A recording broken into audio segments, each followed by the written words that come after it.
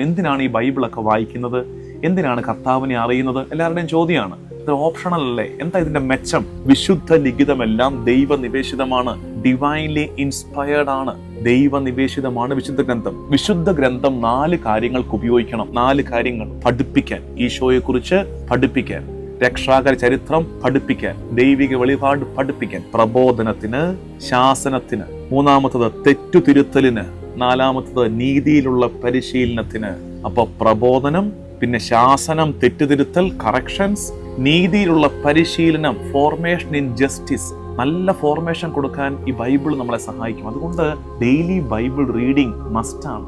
Daily Bible reading, daily Bible meditation. ഒരു ഭാഗം വെച്ച് എല്ലാ ദിവസവും ഒരു 5-10 മിനിറ്റ് ഒന്ന് പ്രാർത്ഥിക്കാനിരിക്കുന്നേ. ഇതെന്തിനൊക്കെ ഉപയോഗിക്കുമെന്നായി പറഞ്ഞിരിക്കുന്നത്? അത് നിന്നെ പഠിപ്പിക്കും, അത് നിന്നെ തിരുത്തും, അത് നിനക്ക് ശാസനം തരും, കറക്ഷൻസ് തരും, അത് നിന്നെ